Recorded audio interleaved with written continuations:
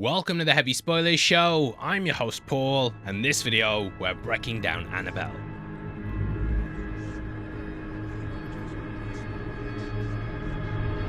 This is the first in a series of spin-offs set within the Conjuring Universe, and it propelled the doll into becoming a superstar! You're gonna be a star, baby! Though the figure was a minor part in The Conjuring, it's clear she was the most fascinating part of the film. Annabelle tells the story of what everyone's favourite creepy doll was up to before coming into possession of the warrants. Throughout this video, we'll be breaking it down and talking about all the hidden things within it. We'll also be touching upon the real-life story and, as usual, separating fact from fiction. We are beyond terrified.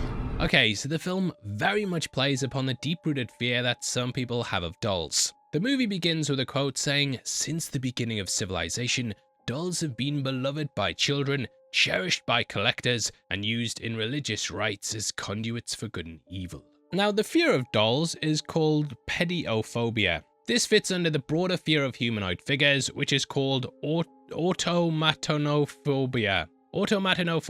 Which I'm guessing Sid from Toy Story suffers from forever. Also, this is not to be confused with puppophobia, which is a fear of puppets. And no doubt someone's working on a Pinocchio horror movie as we speak. Beyond that, the use of dolls goes back thousands of years, with stone ones being discovered at ancient sites. These include the Mediterranean island of Pantelleria and the pyramids in Egypt. There they made dolls out of papyrus, stuffed with linen, but over the years things have become much more sophisticated. By the end of the 19th century, dolls began to take on more lifelike appearances, and this is when they entered into what I see as the uncanny valley. They're just creepy, not you, love. And I remember my sister having loads of them when we were kids that always felt like they were watching me. Even taking this doll out the box and showing it to my kids, They felt like something was off and quickly ran out the room and would not go near her, but you're lovely, I love spending time with you. Several psychologists such as Frank McAndrew have studied why people fear dolls and have stated it ties into our evolution. He said there's a difference between creepy and fear, and in the former, we tend to become more uneasy. When something is normal but seems off, we don't know how to act. And this is actually worse than seeing something that's dangerous that our mind's already sure of, like a tiger or a lion, for example. He stated, "They look like people but aren't people, so we don't know how to respond to it, just like we don't know how to respond when we don't know whether there's danger or not. The world in which we evolved, how we process information, there weren't things like dolls." Now, once dolls became more lifelike, they immediately became the source of scary stories. This takes us to 1816 with E.T.A. Hoffman's The Sandman. That's regarded as one of the first creepy doll stories, and it's about a young man who finds out the woman he's in love with is in fact a wind-up doll. Some people order them from the internet these days. Then there was the first haunted doll, Robert the Doll, in 1904. This got its own movie and has become somewhat of a legend. Robert was blamed for a bunch of things and even thought to cause accidents and deaths. The doll is currently on display at the East Martello Museum in Florida, where people can pay to take pictures with it. This has inspired a lot of stories, and I remember being terrified of the X-Files Chinga episode when I was very, very little. And if you're wondering why I'm wearing glasses as well, mate, well, it's because I've got conjunctivitis, and I do not want to force my eye on you for 40 minutes. It's not poop as well. I must clear that up. I ordered the Conjuring from Wish and got conjunctivitis. Kill me. It actually started appearing the day after the doll showed up, so maybe there is some truth to this. Anyway, we'll put these back on. There, she fits right in. That completes the set, right? As for the film though, we start off in 1967. Here we meet newly married couple John and Mia. Living in sunny Santa Monica, California, these were the original owners of Annabelle. This builds out directly from The Conjuring, and we somewhat get a repeat of the opening. Pulling across the scene that kicked off the movie, we hear about how the doll's been terrorizing the nurses. While this scene is the same, they do an interesting cut from the original. In The Conjuring, the girl says a medium told them that the doll was possessed by Annabelle Higgins, who died in their apartment. We learned from her that a 7-year-old girl named Annabelle Higgins had died in this apartment. However, this new scene doesn't say she died in the apartment. The doll was possessed by a girl named Annabelle Higgins. She had lost her parents and had taken a liking to my doll. This obviously reframes it so we get the story of the movie, but they should have known Nothing escapes the ever-watchful one eye of Kevin's spoilers. Now, this is likely the case of the producers, not knowing at the time of making The Conjuring that it would be successful enough for a spin-off. That's probably why they repeat the scene from the opening and kind of redo it to change little lines and stuff.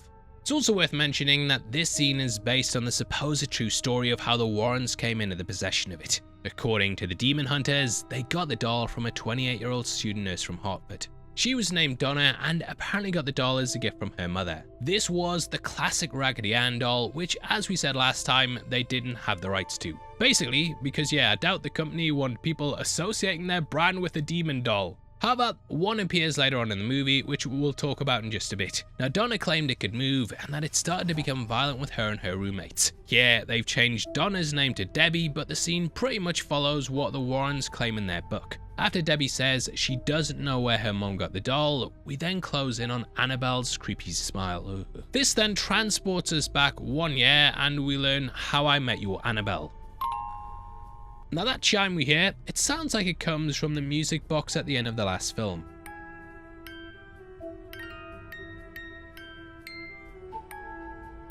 However, we learn it's actually from the mobile on the crib.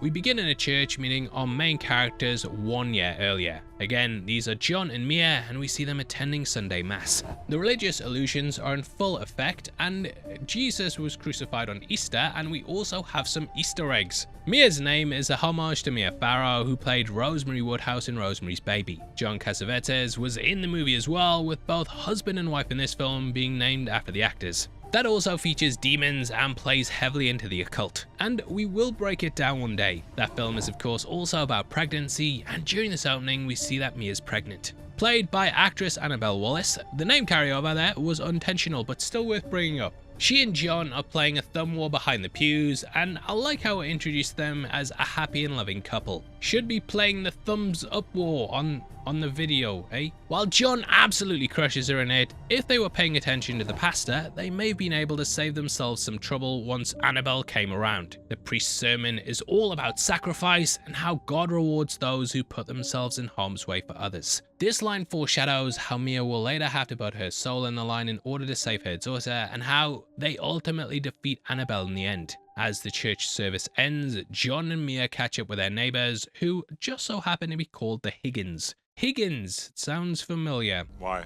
Well, the nurse of course said the name Annabelle Higgins was the spirit trapped in the doll. Mrs. Higgins tells Mia that her husband thinks she'll probably run off too, and as we learn, her daughter joined a bunch of hippies. As they enter the house, Mia notices the door's unlocked and stresses to John that it's a different world now and they need to lock the door. Oh, you didn't lock it? No, why would I?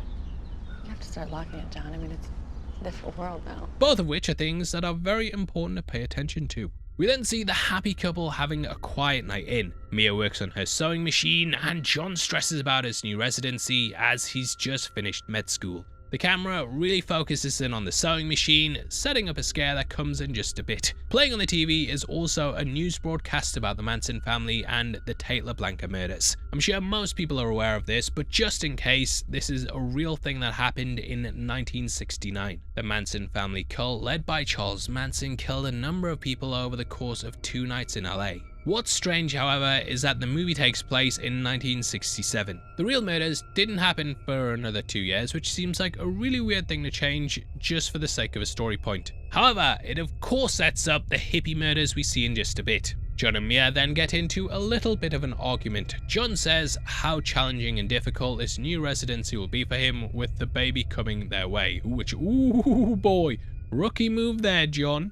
In order to get out of the doghouse, John then gives her a gift that he was saving for when the baby's born, which dun dun dun is Annabelle. Now we learn here that Mia's some kind of doll collector and she's been looking for this particular one for years and years. Now, I'm in no position to judge anyone on what they collect, Funko Pops and stuff, but if I got this as a gift, I would punch you in the fucking face if you gave it to me. I honestly think that this version of Annabelle before getting all messed up is even more unsettling. John keeps it very vague on where he got the doll, but Mia proudly displays her amongst the others. I think this is where the producers realized their mistake in the first Conjuring scene and knew to keep this story under wraps for a sequel. That plays out in Annabelle Creation, which is Janice joining the group and then murdering her adoptive parents, which is a scene that we get next. Mia wakes up in the middle of the night when she hears Mrs. Higgins scream. We then see the Higgins getting brutally murdered through their bedroom window. Mia wakes up John, and despite her telling him to call the cops, it falls on deaf ears. He just has to check it out for himself because it's a scary movie. Mia waits for John on the front porch, but she forgets her own advice and leaves the door open behind her. John runs out of the Higgins house covered in blood and sends her back to call the police. Mia then rings them, and I love how over her shoulder we have this long white cloth with a red belt in the middle. This is teasing Annabelle's presence without out and out showing her. It's revealed to be an apron, but it's just a nice bit of set design. Mia then walks past the baby's room and Annabelle walks out holding the doll. Mia's stabbed and then John bursts in and fights them. Doesn't go well, but luckily the police arrive.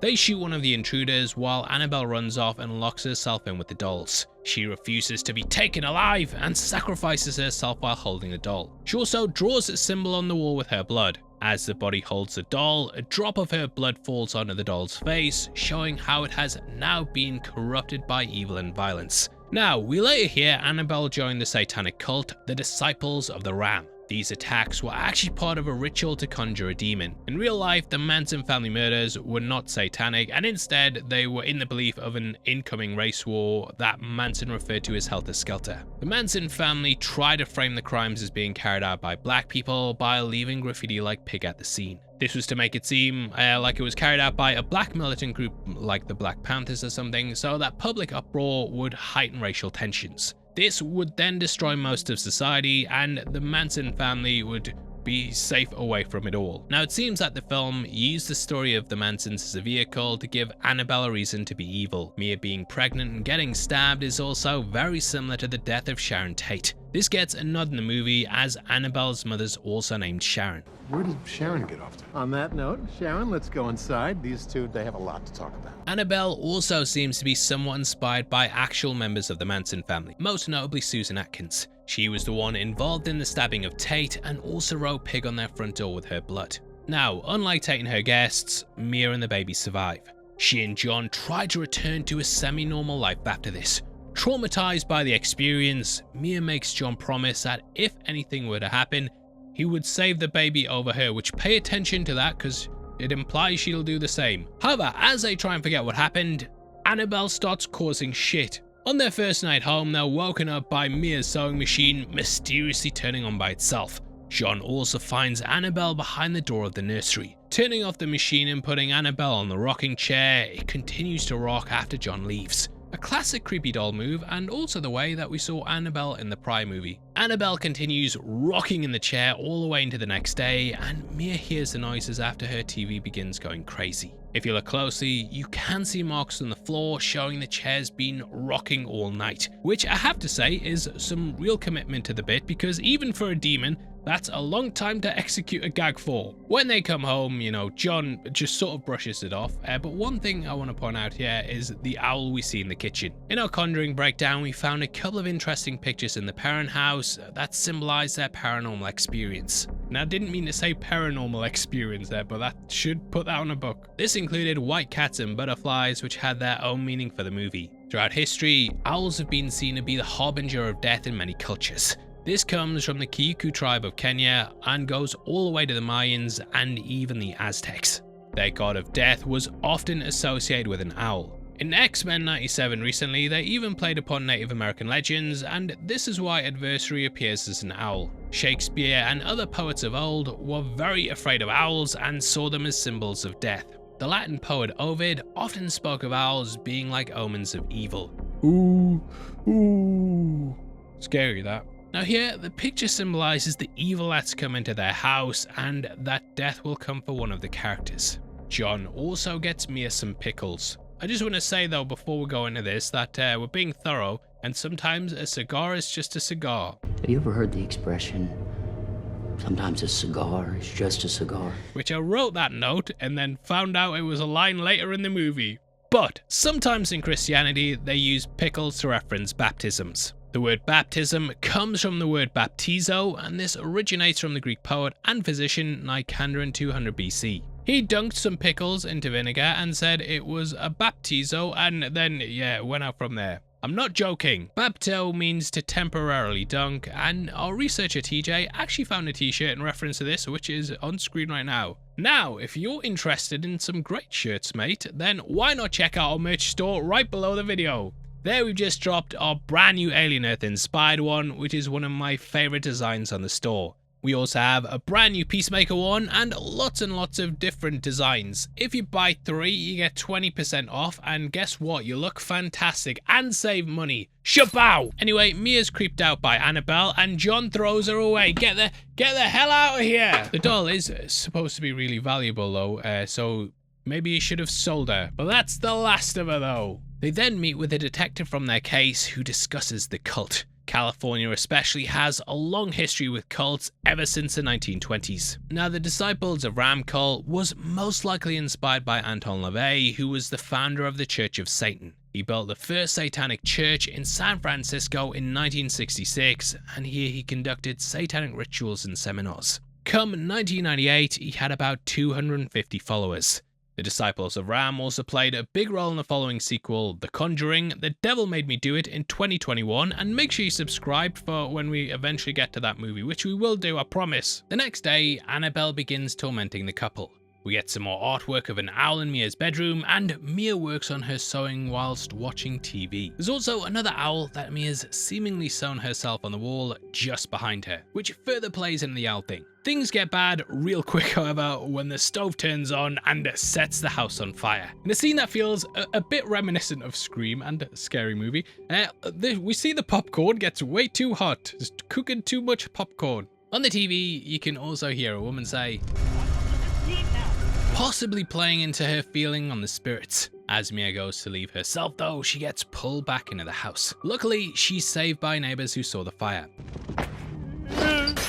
This is one of my favorite parts of the movie because it really turns things up and puts Mia in real danger instead of keeping with the slow burn of noises and things moving, which I think a lot of these horrors can fall into. We then go to the hospital where Mia gives birth to their daughter Leia. According to IMDb trivia, Mia shouts her name Leia 89 times in the movie, which breaks the record for the amount of times a character's name said on screen. We were going to do a master cut, but it'd be about 5 minutes long, and still probably better than watching me. You also might want to pay attention to the nurse here. This is actually the same woman who gets help from the Warrens to deal with the doll at the start of the movie. Maya tells John about the fire and that she thinks the house is accursed. I find it really funny they use the word accursed here instead of just cursed or haunted. Just way more dramatic saying accursed. The couple then decide to move into an apartment in Pasadena, which yeah, you have to love that, a 1960s cost of living. Spare change.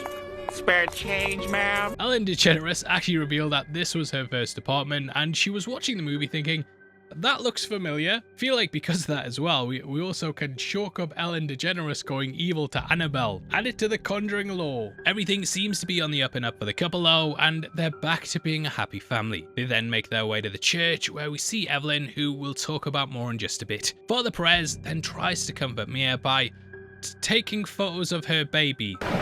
Okay. However, rather than talking about what happened at the murders and stuff, she retreats to playing with her dolls. Back at the house, Maya unpacks her collection and we get a doll even scarier than Annabelle.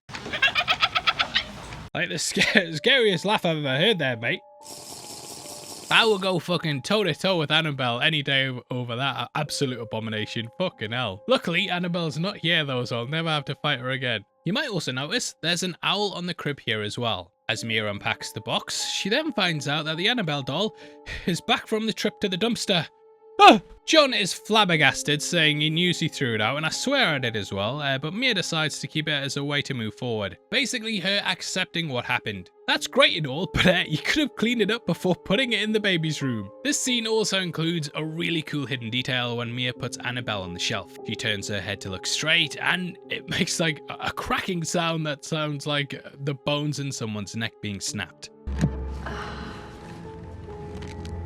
It's really easy to miss, but it makes the whole scene much creepier as we pan out focused on Annabelle and her new home. As soon as she gets settled in, she then immediately begins tormenting Mia. Again, Mia falls asleep watching TV, and we see Annabelle Higgins, the girl not the doll, walk past the doorway behind her. She then appears right in front of her, hovering over the baby. I love this one take and how she disappears out of frame and then comes in on the other side. Mia then leaves to get some fresh air and runs into some kids colouring on the stairs. These kids don't really do anything in the movie, besides setting up an upcoming scare, but fun bit of film trivia, the boy's played by Gabriel Bateman, who played Andy Barclay in 2019's Child's Play. The poor kid just can't get away from evil dolls. Mia then goes out on the town and we're officially introduced to Evelyn. She's who we saw earlier at the church and she owns a bookstore down the street. She gives Mia a book for Leia and is obsessed with the baby. Once coming back home and happy about her new friend, Mia begins to see more and more strange things. Drawings are found where she loses control of the stroller, and Annabelle taunts her while she waits for her husband at night. Sitting around drinking, we can hear Cherished by the Associations playing on the record player. The song's lyrics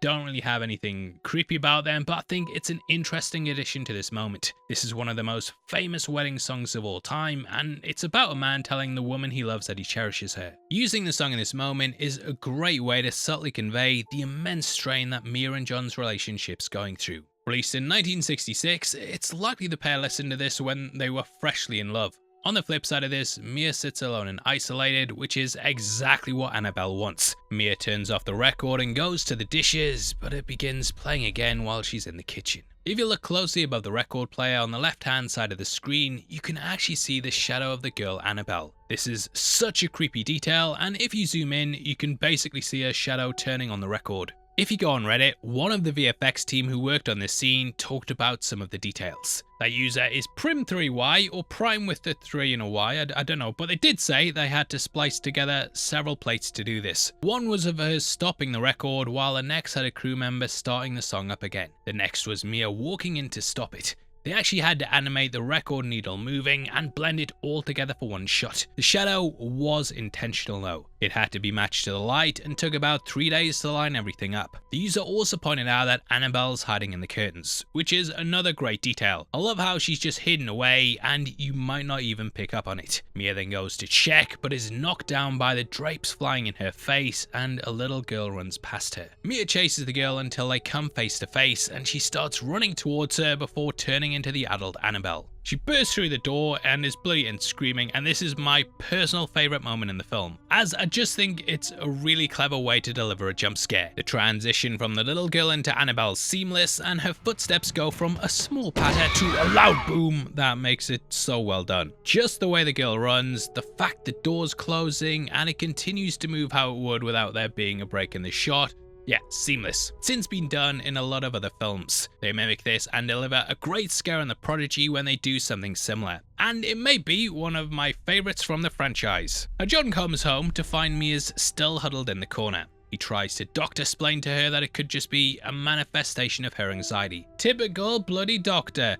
Get your science out here, you idiot. Unable to find some common ground, they then decide to seek out Father Perez for some guidance. I know he's appeared in the movie quite a lot now, but Perez is another mainstay in the franchise. And he also appeared in some of the Conjuring spin-offs, including The Curse of La Llorona, which was kind of brought under the umbrella as it was, I don't think it was planned to be a Conjuring movie, but they said it was, but you're a liar. You lied to me. I didn't lie to you, I just didn't tell you everything. He then gives them pretty vanilla advice and basically says that it will make them stronger. But this inspires Mia to get to the bottom of what the hell's going on. Back at home, Mia starts hearing noises again, but she brushes it off to put the baby to bed. With the Annabelle doll still looming over the crib, I like how they made her just sit slightly forward with her hands crossed on her lap. Almost like she's intently watching them about to jump off from the shelf. Really add to the whole doll thing being alive that the demon's obviously going for. I'm not sure if it's a mistake, as it's weird they wouldn't show it on screen, but when they cut to a close-up shot of Annabelle, her head's looking to the right, whereas she was facing forward initially. Either way, the doll be moving. The door then creepily shuts by itself while we're still close up on Annabelle. Mia then goes down into the basement to throw away some trash, and we get our first glimpse at the demon that possesses Annabelle. That is Malthus, who plays a big role in the franchise. Played by Joseph Bishara, he also played Bathsheba in the last film. We won't be going into Malthus that much in this video, as yeah, it doesn't really get fleshed out until the prequels or sequels, so that will be a breakdown for another day. As Mia throws the rubbish out, a baby stroller rolls forward, and we can hear a baby crying. This plays into Mia's fears from the drawings and sets up that near-death crash later on. The movie really lingers on her walking up to the carriage, and it blasts your eardrums with the baby's cries. Psychologically, this also scares us at a primal level. The sound of a baby crying is inherently alerting to humans, as it's part of our evolution. It triggers a protective response, making it literally impossible to be ignored. This is why cats even sometimes cry like babies. Just impossible to turn your brain off to it. The demon then grabs onto Mia, but she escapes to the elevator. You may notice it's scratched the same symbol Annabelle drew on their wall during her sacrifice. If you cast your mind back to the prior film, you may also remember we pointed out that the witch knocks 3 times. Mia presses the 3rd floor 3 times over the space of the door opening 3 times and showing she's on the basement. Now this 3333 333, it denotes 666. The demon then messes with her a bit more, and the elevator keeps opening to the basement. This forces Mia to run to the exit on the other side. This scene was actually directed by James Wan, with the creator of course being behind the franchise. It chases her all the way back to the apartment, and while on the stairs, we get a nice homage to Freddy Krueger. When the demon puts its claws in the railings, it gives off a terrible screeching sound. This comes from the same sound effect bank that they used for Freddy Krueger. The next day, Mia recovers from the attack and unwraps her bandage to see the marks gone. It's clear that she's starting to question herself and if all of this is really happening. Demonologists say this is one of the greatest tricks that demons do, as they can convince you that you're going insane. Fed up with demons, Mia meets with a detective from the case to get more information about the Disciples of the Ram. When seeing Annabelle Higgins' file, we get a picture of the same little girl that turned into Annabelle earlier, showing this was her as a child. The detective isn't very helpful though, and thus Mia heads to Evelyn's bookstore. She is more than well versed on the subject and immediately points her in the right direction. After telling Mia that the demon wants a soul, you can see a picture of Leia on the wall behind her, foreshadowing how the demon is really after her and Mia's just in the way. We then get some Evelyn lore about how she lost her daughter Ruby. This was in a car accident after falling asleep at the wheel. Blaming herself, she tried to take her own life, which is when she heard her daughter's voice saying, "God has another purpose for you." And it's to be in a movie. Hell, you want an Oscar? Yes, sir. How come? This is when I assume she began studying the paranormal. When Mia gets home, the demon then tries to claim its soul and pushes the baby carriage into the street. Then gets hit by a truck, and yeah, it of course plays off all the things I've basically set up this moment. Luckily, Mia's holding Leia, and she looks up to see Annabelle the girl holding Annabelle the doll in the reflection of the door. This is another clue that the demon's after Leia. Mia then reads up on demons from the books given to her by Evelyn. It's here that we get the subtle name drop of the demon Malthus on the page about the Disciples of the Ram. Like I said before, Malthus isn't fully revealed until Annabelle creation, so it's a nice quick Easter egg here that shows Warner Brothers were indeed planning ahead. They were warning a brother, you could say. They were warning their brothers of us. They were warning us. Realizing it's after Leia, she then hears some noises coming from the nursery. Leaving Leia to go and investigate, Mia's trapped in the room while the books go all Ghostbusters. We then get an Annabelle jump scare as Mia looks through the cracks of the door.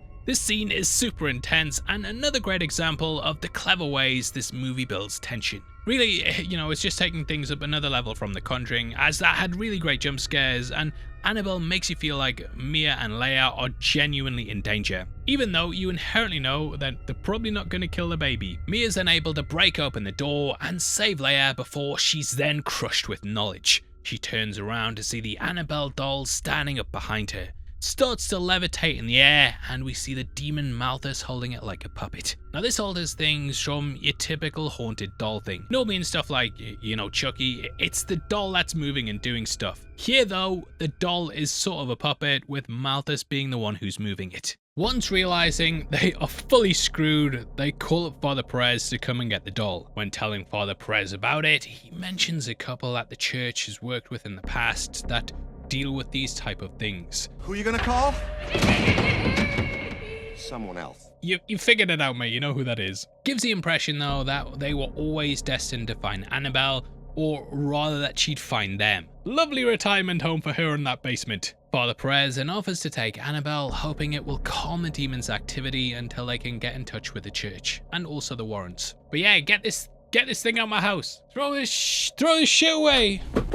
Father Perez then takes the doll, but's very freaked out by her and throws her in the backseat of the car, which I would argue is way worse than sitting next to it. The radio then starts going crazy and it lands on a gospel station with a preacher saying, "May God have mercy on your soul!" The demonic version of the father then later repeats this line, "May God have mercy on your soul!" Deciding that's enough of the radio for now, Perez then arrives at the church. He takes out the doll, but we see that the ghost of the girl still remains in the seat. Upon going up to the doors, he then gets punted back. Annabelle then takes the doll. Coincidentally, Perez then ends up at John's hospital. John now fully grasps the situation and rushes to call Mia. The fake father then turns up and Evelyn's thrown out by the demon. Annabelle then attacks and everything goes to shit. You've got stuff falling, lights flickering on and off, people subscribing, and just a fucking nightmare. A crayon also rolls across the floor. This is from Crayola,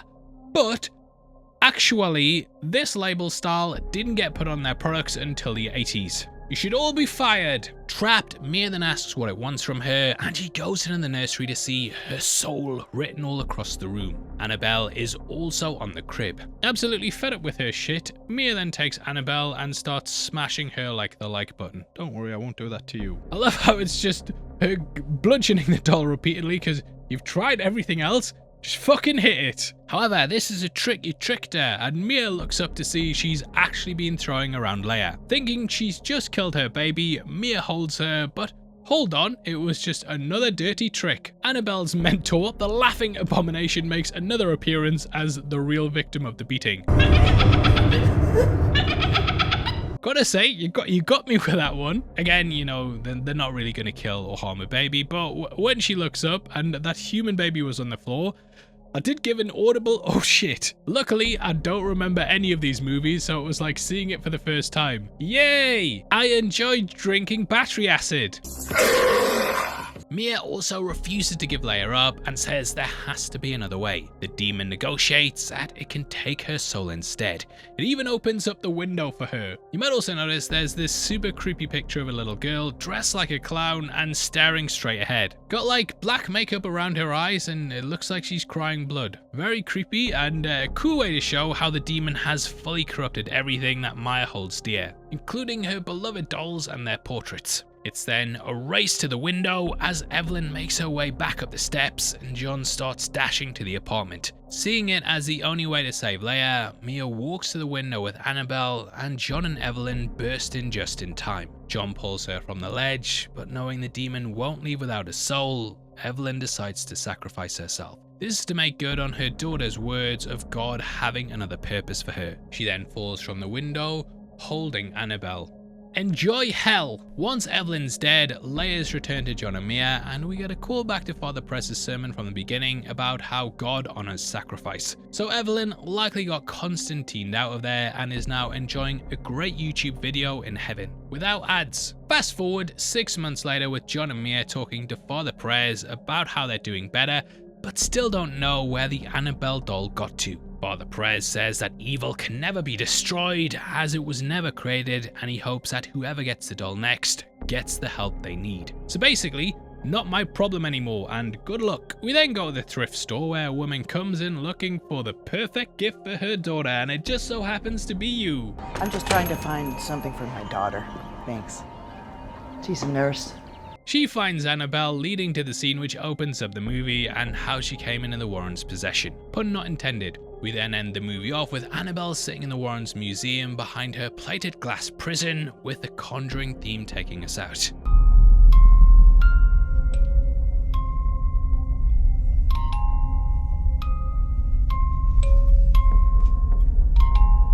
So, that's the entire story of Annabelle and how she got into the Warrens Museum. But how much of it is true? You said it's all bullshit! None of it. It's all made up. We made it up. It's not real. It's not real this time. Now, I don't mean it in the sense of like ghosts and demons aren't real, but I mean like there's no story or record of the Annabelle doll before the Warrens came into its possession. There's no Annabelle Higgins who murdered her family in a cult motivated by a satanic ritual, or anyone claiming to have been the owners of the doll prior to the owners in the Warrens' accounts. However, to be fair, the movie never actually marketed itself as being based on a true story. I think where people have got it confused is because the first film said it was, and that of course featured Annabelle quite a bit. However, there are some creepy facts surrounding Annabelle that I want to talk about for the rest of the video. According to Ed and Lorraine Warren in their book, The Demonologist, The Extraordinary Career of Ed and Lorraine Warren, they were called to the Annabelle case by an Episcopal priest. They were relaying a message from another minister about how two nurses had come into contact with a human spirit and one of their friends had been attacked by it. According to the original owners Donna, Angie and Lou, the doll began showing signs of possession about a year prior.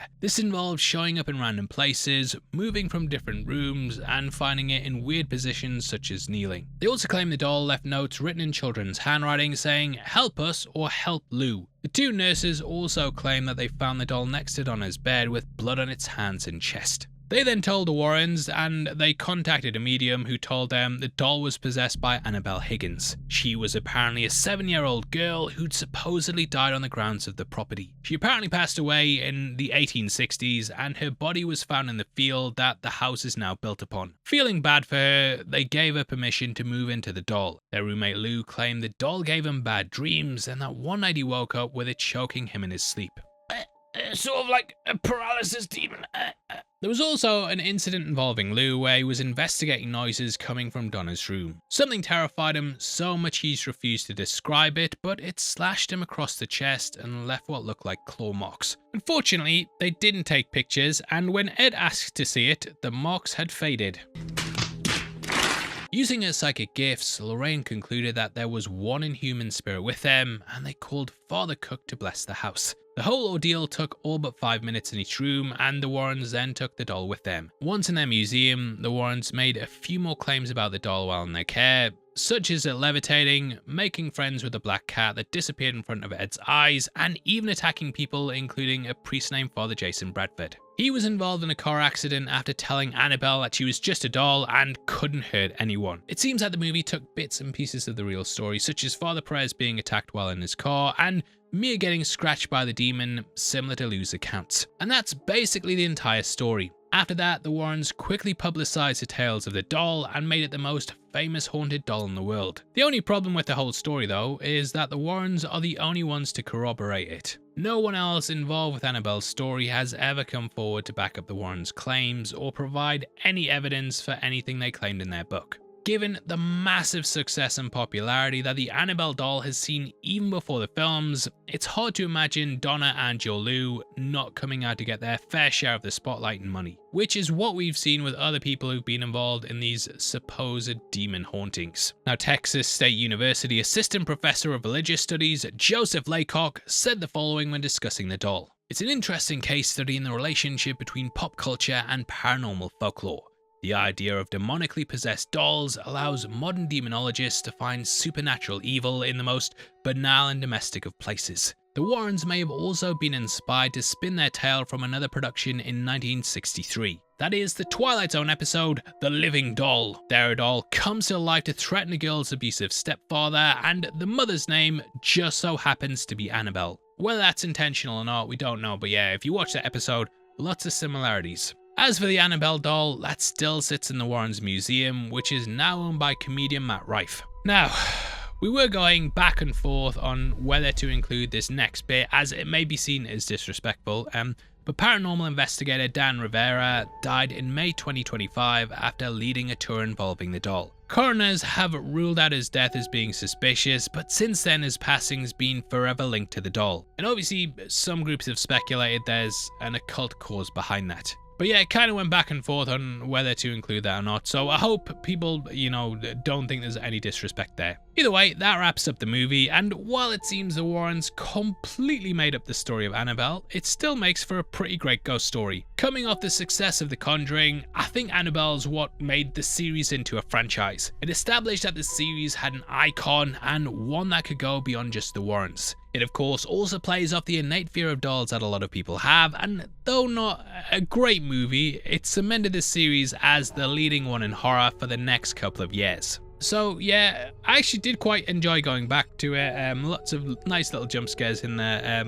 But yeah, let me know your comments below and what you think about Annabelle. Is she really evil or just misunderstood? Also, be sure to subscribe so you don't miss any more of our Conjuring breakdowns. If you want to follow us on Instagram as well and keep up to date with what we're doing, then make sure you check us out at Heavy Spoilers. Did you know that members of the channel also get early access to videos like this every single week? If you click the join button, you get at least one breakdown a week before anyone else, and right now you can watch something on the screen. If you want to watch something else for free, or not free because you probably either watch ads or pay for YouTube Premium, but if you want to watch something else, mate, there's also another video on screen right now. That is our Conjuring breakdown, so if you haven't seen that, then check it out right after this. Out of the way though, I've been your host Paul, you've been the best, and I'll see you next time. Take care, peace out.